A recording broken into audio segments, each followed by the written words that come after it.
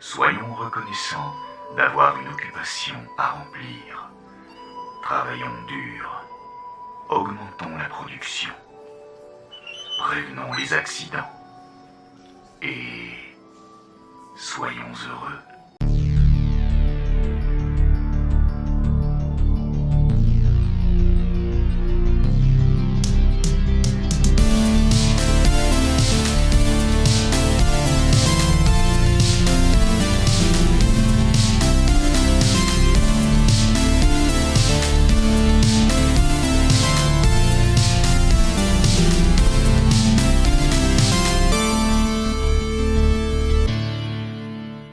George Lucas nous plonge dans un futur dystopique où une sordide entreprise contrôle la gestion d'absolument tout.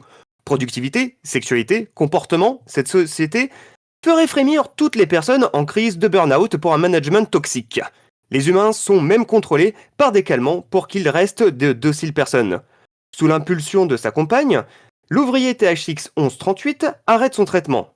Il devient un petit peu foufou, quoi. Ouais, on peut le dire. En tout cas, il sort un petit peu du cadre. En conflit avec le chef de sa copine, qu'il dénonce, THX 1138 se retrouve finalement en prison avec ce dernier. Et THX 1138 fera tout pour retrouver sa liberté. Sorti d'un court-métrage créé en études, produit par Francis Ford Coppola, le film rencontre un succès plutôt mitigé à sa sortie. Complètement éclipsé par les Star Wars, THX 1138 devient une petite perle rare dans la filmographie de George Lucas. Pour en parler ce soir, il a des gros bras, mais un esprit bien tordu, il se torche au PQ et au film mal foutu, son pire cauchemar c'est pas un démon fumeux, mais le film Qu'est-ce qu'on a fait au bon Dieu. Bonsoir Coco. Bonsoir, cette intro est exceptionnelle. Pardon. Oh la vache. Non, mais je pouvais pas rêver mieux, c'est exceptionnel. Bonsoir. Depuis qu'il a vu Branded, il n'a plus de vie. Il a depuis commencé une thérapie. Il a écrit un livre Comment manger des cookies sainement avec des calmants. Bonsoir Cookie. Oh, je te jure. Donc le film a été choisi par Cookie justement. Donc il a fait ce choix d'une belle découverte peut-être pour certains, pour d'autres on n'a pas eu trop de visibilité, on va dire en off. Donc du coup on va commencer par toi, par ton avis. Pourquoi ce film? Pourquoi tu l'as choisi? Qu'est-ce que tu en as pensé? C'est ton moment. Vas-y.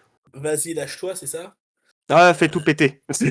Alors, je l'ai vu je voulais le voir. Ça fait un petit moment que je voulais le voir et je suis tombé dessus par hasard quand il passait en direct sur Max.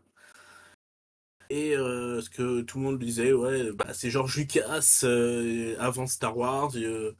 Il est pas top, tout ça. Donc je l'ai regardé et puis à la fin je me suis dit j'aimerais bien savoir si Jérémy le connaissait et si il avait ce qu'il en avait pensé, quoi. Donc et après bah l'histoire c'est que 15 jours après tu me proposes de faire les podcasts machin, je me suis dit ouh cool, bon, bah, on va peut-être pouvoir en parler, voir s'il le connaît ou pas. Et sinon le film bah en fait je sais pas trop quoi en penser. D'un côté il est bien, je l'ai bien aimé, mais d'un côté je me suis quand même bien fait chier devant, quoi. Ouais.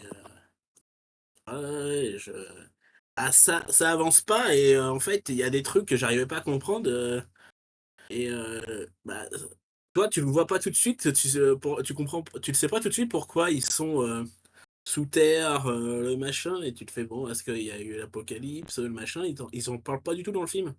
Donc je trouvais que ça, c'était quand même dommage. Ils auraient pu dire, même au début ou dans le film, peut nous expliquer ce qui s'est passé dans le au-dessus, quoi. Pourquoi ils sont tous sous terre et pourquoi c'est comme ça. Ou alors C'est vrai c'est que le moi qui l'ai film il pas te eu prend net pas à par quoi. la main pour donner des explications, c'est à toi de les comprendre. Ouais, c'est ça. Donc, mais juste même une phrase ou un truc, tu vois, il s'est passé un truc, il y a eu une explosion, il y a eu un machin, et puis voilà, quoi. Mais bah, je m'y attendais pas à ça, toi. Déjà, bah, par rapport à Star Wars, je m'attendais pas à ce type de film. Après ça reste la science-fiction. C'est dans le genre, on va dire, de prédilection de Lucas. Et du coup, malgré Ouais, le fait qu'il soit un peu lent, tu sais pas vraiment finalement sur quel pied danser, sur le fait si tu l'aimes ou si tu l'aimes pas finalement du coup. bah, c'est ça, je sais. Alors, je vais dire franchement, par rapport à ton film, je préférais le revoir lui que Branded. Mais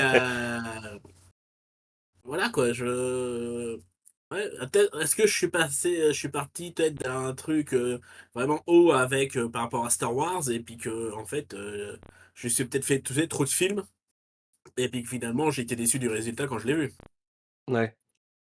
Oui, tu t'attendais à quelque chose de peut-être plus spectaculaire à la Star Wars, peut-être? Ouais, c'est ça, toi. Je pense que ça devait être ça, et puis finalement, tu regardes le truc, tu fais, ah ouais. Ouais. Donc, tu vois, est-ce que j'ai pas été biaisé par ça aussi? Ouais, oui, ça peut un peu changer le point de vue. Donc, voilà, mais sinon, les acteurs, je trouve qu'ils sont top. La déco, elle est top. Science-fiction, alors, c'est Westworld. Le film, je trouve qu'il est truc pour un effets spéciaux, les robots, tout ça, bah, je trouve qu'il est mieux fait que THX. Ouais, les robots flics, je trouve ils passent pas trop, quoi. Après, de ce que j'ai pu voir, il y avait pas tellement de budget et après c'est les années 70 et du coup, il a fait un peu avec ce qu'il pouvait, quoi. Sur Wikipédia, le budget du film, c'est drôle, 717 dollars. Après, ouais, je te dis, je sais pas.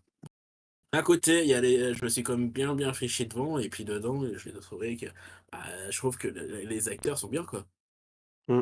Par contre, le coup des pilules, ça m'a refait penser, alors, qui est sorti il y a pas mal d'années après, c'est le coup des pilules, de machin, Equilibrium, Ça date, mais oui, oui, oui, je crois voir. avec Christian Bale. Oui, oui, oui. C'est Donc, Equilibrium, c'est pas comme ça, mais ça, c'est un peu un Matrix lookalike, si je me trompe pas. Et Un c'est ce peu. qui me ouais, semble, il me semble que c'est ça, hein. Ouais. c'est une sorte de Matrix. Il se bat comme un ninja au sabre, le machin, et bah, ça part en cacahuète parce que il commence à arrêter de prendre la pilule, et puisqu'il a décidé de sauver un animal, quoi. Un truc comme ça, si je me trompe pas. Non, ça c'est, AI, c'est intelligence artificielle ça. C'est un autre film. Et- Non, non, avec l'animal. Non, non, avec qui sauve. Je crois que je le vois à la scène où il est arrêté, et ils ouvrent le coffre de sa voiture, et il y a un chien dedans, je crois. Ah peut-être. Dans, dans Equilibrium? Attends. Non, pour moi, c'est un autre film. Ça, c'est pour moi, c'est AI, intelligence artificielle, avec le gamin qui justement jouait dans, il me semble, dans Star Wars, qui faisait Anakin petit, si je dis pas de bêtises. La scène dont je me souviens vraiment dans Equilibrium, c'est la scène extrêmement chorégraphiée de combat à l'arme à feu euh, Ouais, ouais, ouais, contre des celle-là. gardes. Mais je me rappelle, alors le truc c'est que je me rappelle pas, mais c'est parce que, entre guillemets, ça fait longtemps que je l'ai pas vu, donc c'est pas très fiable. Je me souviens pas qu'il y ait une histoire avec un animal, il me semble que c'est ouais, une histoire de pilule. Et, Bah, en gros, il se dresse contre. Là où Matrix, il est endormi, là, il est directement enfin, vivant dans cette société. Il se dresse contre la société entière dans Equilibrium. Et il va, je crois, il va tuer le chef de l'État qui est littéralement dans la plus haute tour de la ville, hein. Il me semble, si je me trompe pas, c'est ça, hein. Mais c'est très basique comme résumé. Faudrait que je le regarde. C'est quoi le point avec Equilibrium? Pardon, et excuse-moi, termine. Bah, c'était le médicament, tu vois, qu'ils arrêtaient, tu vois. Oh, oui. Tu vois, ça m'a juste pensé. Je me suis dit, tiens, ça m'a fait penser à ce médicament, à cette scène-là, les deux arrêtent les médicaments, qui Hmm. sont drogués pour être un peu bas sous terre, quoi. Là, on va passer à la vie de Coco. Qu'est-ce que t'en as pensé de THX 1138? Parce que, alors, du coup, pour Branded, on avait des petits brides de, mais il mange le chien, elle mange le chien. Là, C'est silence. mon avis n'a pas changé. C'est mon avis sur Branded. Si je le mettais sur Sens Critique, ce serait juste trauma, ce serait juste PTSD, ce serait juste ma facture de psychologue. Non, mais c'est pour ça je me sentais trop con parce que Branded. Oui, effectivement, t'as vu, c'était tout l'aspect gore en fait de ce film. Entre guillemets, c'est daté, mais pas que au sens négatif du terme. C'est-à-dire, tu sens vraiment que c'est ancré dans le gore des années 90, Branded, quoi. Oh putain, on a balancé le budget effets spéciaux. Là, il y a Régis, là, aux effets spéciaux. Il a chopé de la pâte à modeler, du ketchup. Il est en train de s'éclater. Mais bref, Branded. Et c'est intéressant parce que THX, pour être honnête, je peux pas parler en fonction de objectivement du film parce que, entre guillemets, c'est pas ma came de film. C'est pas le, c'est juste le film dans son ambiance très oppressante en fait. C'est pas ma came, mais ça veut pas dire qu'il est pas efficace. Au contraire, je trouve qu'il y a très une vibe, ouais, un peu vraiment un mélange du meilleur des mondes, et d'Orange Mécanique, en fait. Oui. Donc c'est, cette vibe très, très oppressante, qui est un peu datée dans le cinéma des il est sorti quand? Sorti dans THX les années sur le 70, il me semble. Début 70. ouais, début 60. C'est 71. je pense que si je regarde des films, parce que ça me donne vraiment un peu la vibe, une vibe oppressante qu'on retrouve pas, par exemple, dans le cinéma des années 2000. Parce que même là, c'est pas forcément une histoire d'horreur, c'est juste dans la réalisation, dans la mise en scène, en fait, il y a un rythme qui est un peu plus pesant. Les décors très minimalistes, surtout pour la prison. D'ailleurs, en fait, j'ai regardé sur internet et donc puisque c'est tout simplement relié à l'univers Star Wars par son réalisateur George Lucas, si, des gens regardaient, Andor, la saison 2 de la série Andor de Star Wars particulièrement, il y a une référence, comme dans beaucoup de Love Star Wars d'ailleurs, il y a une référence à THX.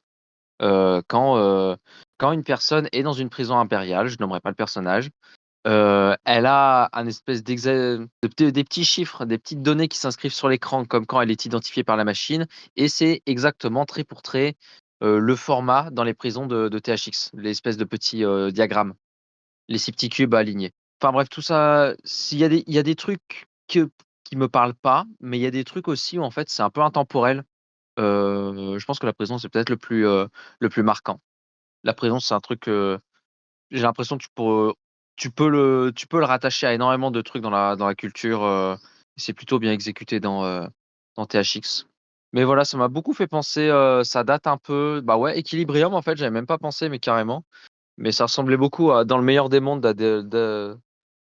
tiré du bouquin d'Aldous Huxley, qui est une espèce de dystopie du coup, où il y a la même vision de contrôle des êtres humains, de côté très, très, où la morale de l'histoire, enfin, pas la morale de l'histoire, mais l'élément déclencheur aussi, ça va être, quelqu'un qui va vouloir s'extirper de son rôle dans la société, notamment, avec une histoire d'amour. Mais du coup, ouais, c'est intéressant, c'est du typiquement genre dystopique. Mais après, le truc, c'est que Le c'est film t'a pas séduit quand même. il m'a intéressé, Hmm. mais je sais que il m'a pas parlé, il m'a pas franchement parlé parce que c'est pour ça, du coup, j'en parle de manière un peu boucherie, c'est un peu assuré. Mais pour être honnête, c'est pas parce que le film m'a pas parlé que, il y a pas eu des trucs grave intéressants dedans, quoi. «Générationnel» entre grosses guillemets, c'est-à-dire que je suis plus habitué à ça fait longtemps que j'ai pas regardé des films assez entre guillemets «vieux» entre guillemets et que du coup je suis très habitué à la narration des films des années, 2000, 2000-2010 en fait et quand le rythme est différent, quand la musique est différente, c'est un peu uncanny, tu vois? Comme la Uncanny Valley. Mais c'est pas forcément négatif, tu vois? C'est grave intéressant. Non, mais de toute façon, c'est vrai que le rythme, il est totalement différent, on le voit, et à partir des années 2000, on est sur une vibe un peu à la Matrix où tout doit être énervé, un peu énergique. Et effectivement, avant, on prenait plus le temps de poser, d'instaurer le récit, d'avoir une narration. Absolument. Et malheureusement, ça fait partie des défauts du film. C'est ses longueurs. Voilà, ça c'est inhérent au film, quoi. Et pourtant, il dure 1h20, hein. Et oui, et pourtant, oui. Donc c'est pareil au final, Coco, tu le trouves intéressant, mais tu peux pas spécialement dire si tu l'aimes ou tu l'aimes pas, quoi. Tu peux pas vraiment te positionner de cette façon. Ouais, mais ouais, disons qu'après c'est pas parce que j'aime ou j'aime pas qu'il y a pas des éléments je pense que tu me le après là je l'ai regardé aujourd'hui. Je pense, je le regarderai, peut-être que je relèverai plus de trucs, tu vois? Mais c'est pour ça, j'ai fait des recherches un peu pour, le relier. J'étais assez content de retrouver le lien, avec la série Andor. C'est difficile, c'est juste qu'entre guillemets, c'est pas ça fait longtemps que j'ai pas regardé de dystopie et je sais pas si c'est cette manière, tu vois? Mais j'arrive pas à accrocher à une dystopie comme ça, tu vois?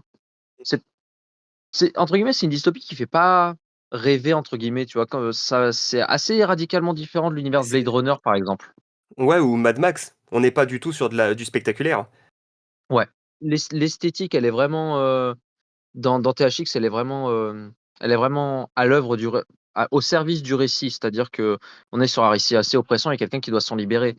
Mais quand tu regardes par exemple Blade Runner qui se libère aussi d'une société oppressante ou Mad Max par exemple, en fait, c'est quelque part, c'est assez drôle parce que ces films te montrent une société qui serait dystopique, mais esthétiquement, c'est ultra inspirant et c'est assez drôle du coup que ces films en fait ils inspiraient énormément d'esthétique, tu vois.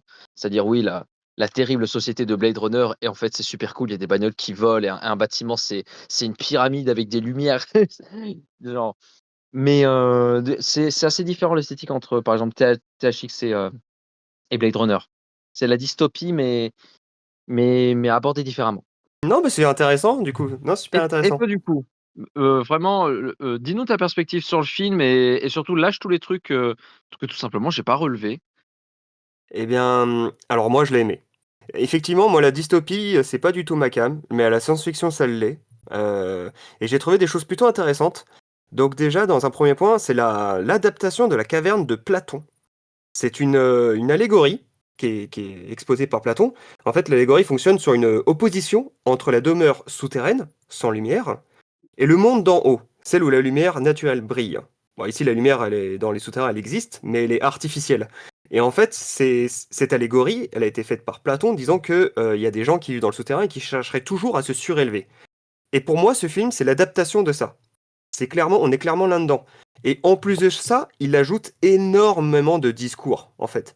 C'est une critique du capitalisme, de la surproduction, la société de consommation, la normalisation, l'abrutissement de la télévision, parce que quand il regarde un truc, il réagit à rien. Le rôle de l'Église, qui n'est qu'un instrument de propagande. Le rejet de la différence, la déshumanisation, pardon.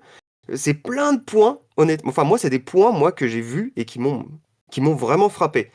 La frontière entre la société totalitaire codifiée à l'extrême et la psychose collective, la limite, elle est fine. C'est vraiment un ensemble. Il a vraiment pris plein d'éléments. Enfin, en tout cas, c'est comme ça, c'est ce que j'ai vu. Il a pris énormément d'éléments qui tapent, et je pense surtout qui tapaient dans les années 70, avec une Amérique qui avait besoin de se refaire, et il a tout mis là-dedans. Et puis, c'était un projet d'école, à la base, c'était un court-métrage, et là, on sent qu'avec son long métrage, il a pu faire quelque chose de vraiment ultra large et condensé. Il y a beaucoup d'informations, il y a beaucoup de choses. Il sort du cadre de tous les films dystopiques, comme on a pu l'évoquer là des autres films, mais pour autant, son discours ne reste pas moins impactant en fait. Je trouve que, enfin moi en tout cas, je m'en suis pris plein la tronche, et honnêtement, j'ai pris une claque et j'ai adoré ce que j'ai vu. Franchement, tous ces points, tout le blanc, le côté qu'il faut rester tous les mêmes, tout se chauve, pas pouvoir de diversifier avec des vêtements, avec une façon de penser. Non, tout le monde doit être pareil. Et c'est vraiment une critique d'une société qui est en surproduction. C'est affolant. Enfin, personnellement, moi, je travaille dans une entreprise qui fait de l'international et qui demande énormément de résultats, de chiffres, de productivité. On est souvent à faire des réunions de production et franchement, bah, de par ce que je vis, j'ai retrouvé des points dans THX. Donc malgré que c'est un film qui date des années 70, son discours est quand même impactant malgré les années. Et franchement, je trouve dommage que Lucas n'ait pas poussé dans ses idées. C'est un premier film qui pour moi est totalement réussi, mais comme on l'a évoqué, voilà, il a des longueurs, ça traîne, de temps en temps tu fais: «Pff, bon, oui, bon, il marche, puis il marche, et puis il marche, voilà. Mais voilà, le film te prend pas par la main, c'est à toi de te démerder avec les idées qu'elle te donne. Tu adhères ou tu n'adhères pas, tu entends le discours ou tu l'entends pas, mais voilà, je trouve que la fin, pour moi, la fin, elle est folle en fait. Le mec, il arrive à se libérer pour trouver rien. Et voilà. Alors, ça fait très branlette intellectuelle. Je suis d'accord, mais j'ai adhéré aux propos. J'ai adoré l'histoire ouais, franchement, j'ai grave aimé mon moment. Franchement, c'était une super découverte. Ça fait partie de ces films que tu connais, enfin, où tu entends parler, tu sais que ça existe, mais pour autant, tu vas pas forcément t'y intéresser. Et bah, merci, Cookie, d'avoir imposé cet instant. Et ouais, non, franchement, j'ai bien aimé. C'était top. Bah, tu vois, là, je suis en train de regarder pour Equilibrium, là. Le scénariste, le scénariste et réalisateur du film Equilibrium, même lui le dit, qui s'est inspiré du film THX Ah ouais, tu pour vois. pouvoir le faire. Parce que tu vois, le gouvernement religieux aussi, comme dans comme dans THX. Franchement, Ouais, Lucas, il a eu des couilles, hein, il s'est lâché. Hein, les années 70, on est dans une Amérique très conservatrice. Hein. Honnêtement, il a eu des points qui, je trouve, sont ultra parlants. Et franchement, il a eu un petit budget. Je pense que Coppola a vu une opportunité dans le film. Et enfin, honnêtement, je trouve que c'est des points qui sont parlants. Et vous avez évoqué, enfin, Coco, t'as évoqué Andorre. Il me semble même que alors j'ai pas vu la saison 2, mais la saison 1, il me semble que quand ils sont en prison, ils sont tous en blanc. Et bah du coup, le fait que t'en aies parlé, ça me fait penser à ça, du coup, que dans THX, ils sont tous en blanc, dans une prison blanche, tous en blanc. Et du coup, je me demande si le passage en prison de la saison 1, ça serait pas une ref, du coup. Ah si, absolument. Mais c'est tu bien sais qu'en possible. plus, ça me rend fou que ça m'ait pas fait tilter. Mais oui, absolument. Dans la prison d'Andorre, ils sont dans une prison entièrement blanche, sans tenue, du coup, sans tenue distinctive, tout semblant. Absolument. Putain, c'est vrai que du coup, maintenant, le parallèle est évident. Ouais, ouais, bien vu. Absolument. C'était intéressant, quoi. Après, voilà, je suis pas. Je pense qu'il y a des films Oui. dystopiques qui parlent plus à d'autres gens. Et il y a des gens, tu leur proposes pas autre chose que de Mad Max en termes de dystopie. Il faut que ça reste du spectacle. J'ai juste vu le Fury Road, j'ai fait ok, non merci, c'est pas pour moi. J'ai pas du Bah, tout aimé. ah bah là, on est clairement. Bah, Fury Road, c'est pas avec Anya Taylor-Joy et Chris Non, c'est avec. Non, ça c'est Furiosa. Fury Road, c'est Oui, avec Tom Hardy.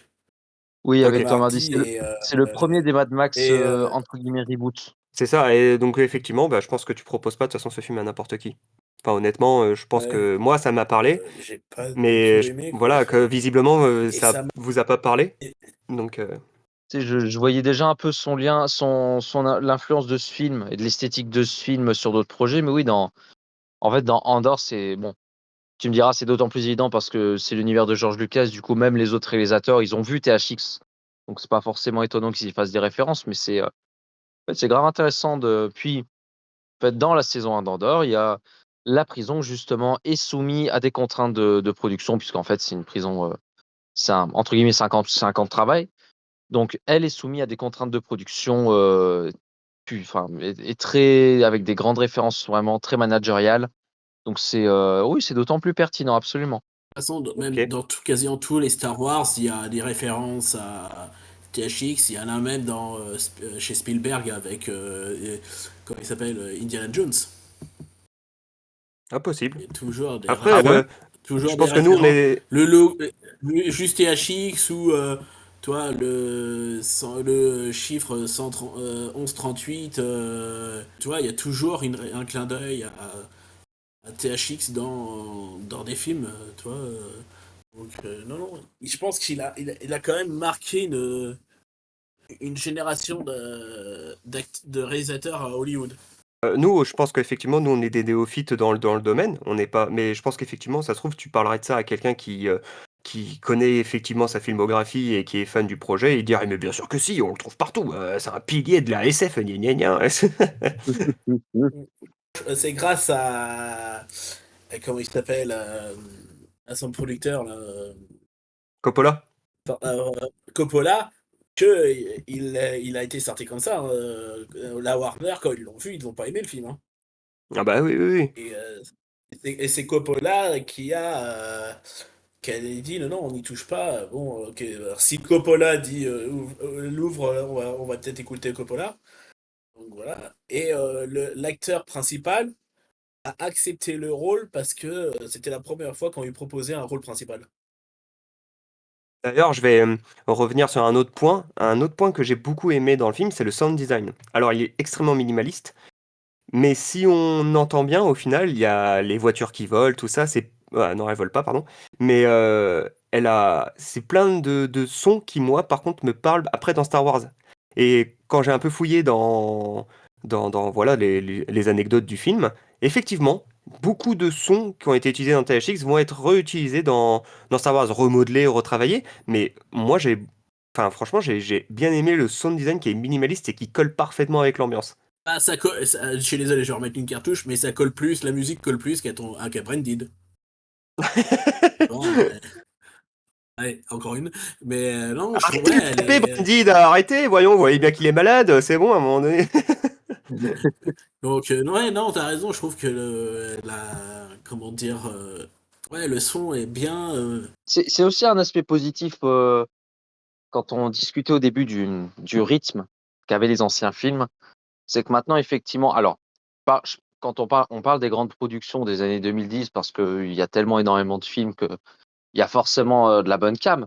Mais les grandes productions, elles se sont adaptées à un rythme de grand spectacle qui est beaucoup plus rapide, prend pas son temps. Et l'avantage qu'avait la mise en scène dans les années 70 jusqu'aux années 90, en fait, puisque même les premiers Star Wars prennent relativement leur temps, en fait, dans la narration. Mais d'un côté, c'est extrêmement positif. Ce côté qui est pas surchargé, ce côté où on laisse, voilà, comme tu disais, en fait, on laisse le temps à l'histoire de s'introduire, aux personnages d'interagir avec le décor, et pas seulement d'interagir entre eux hyper rapidement, genre, ah, lui, il est gentil, lui, machin.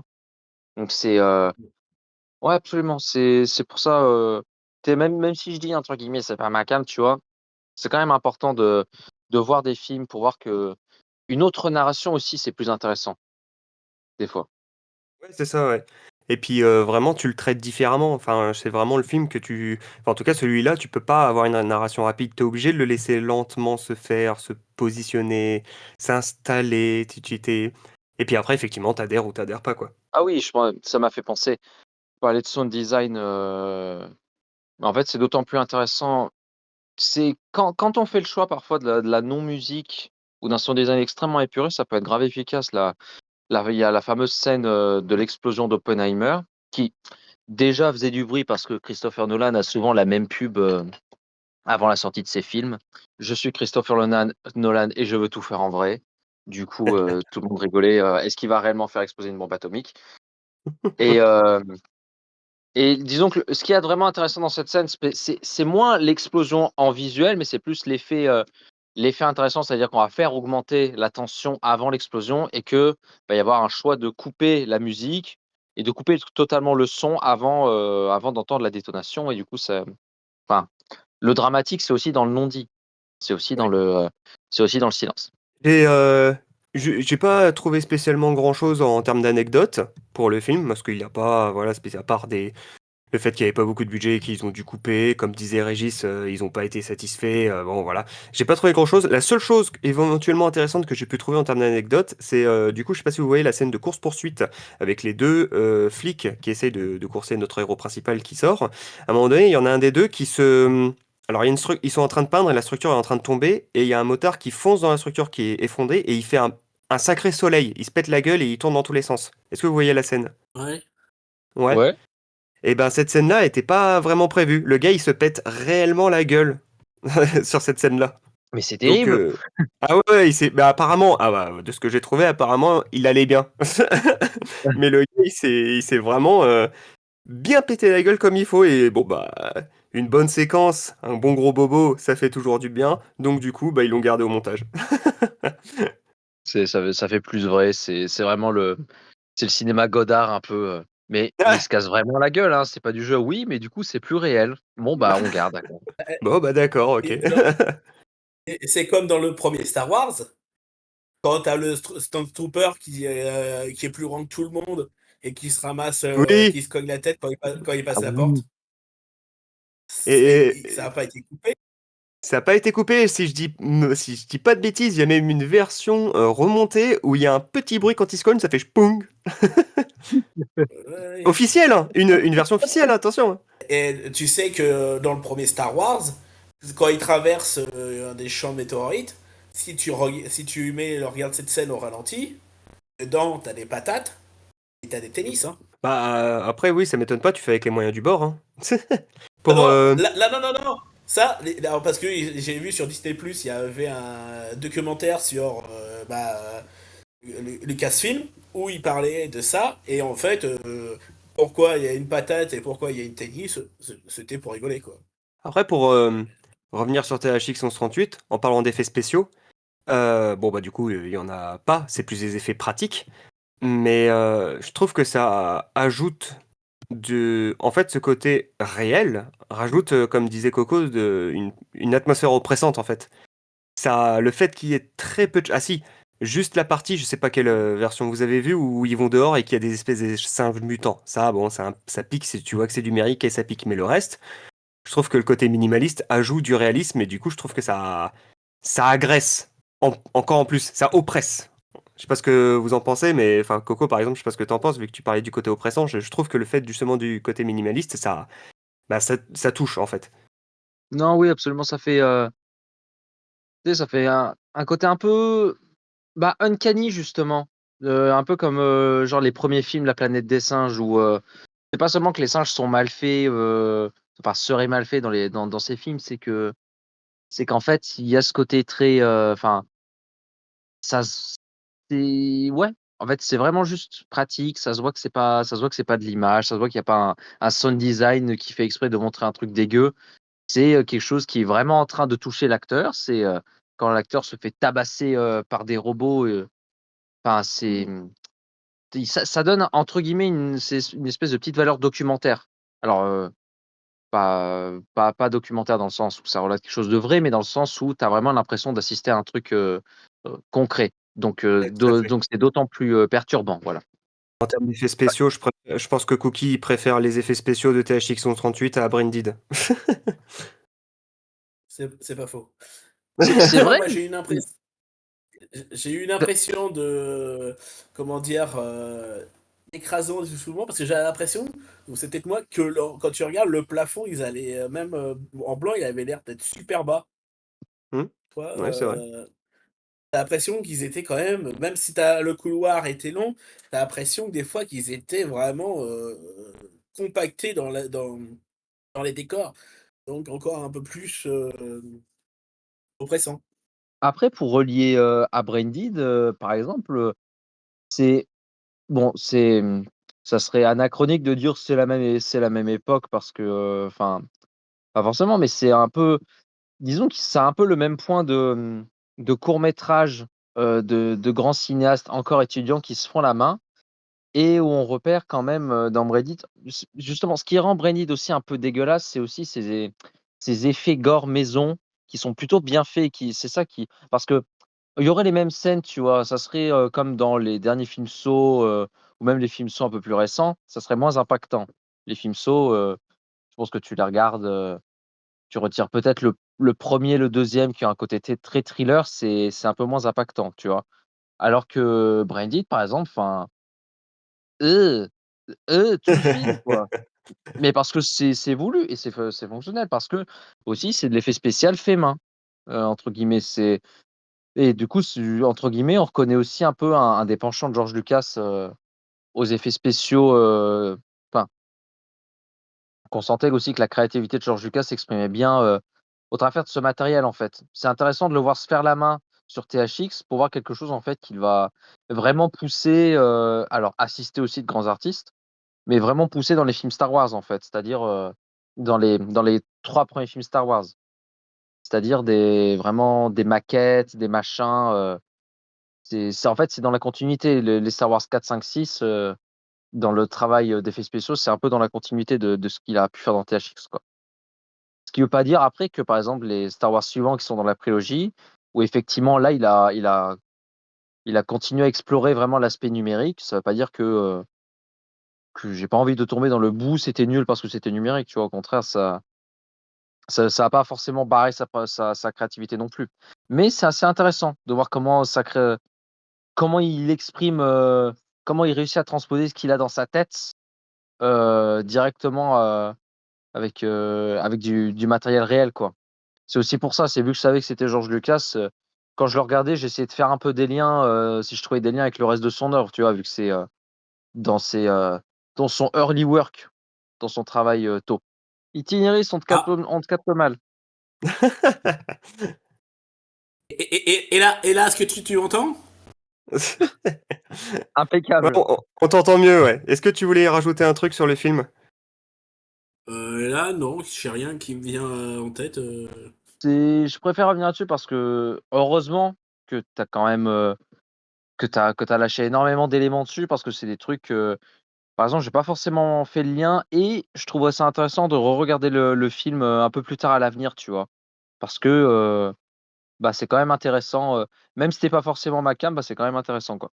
Pareil, c'était pas spécifiquement mon délire. J'aime bien la science-fiction, hein, pas Star Wars, Alien, tout Predator, tous des trucs visiblement plus axés science-fiction fantastique pour ma part.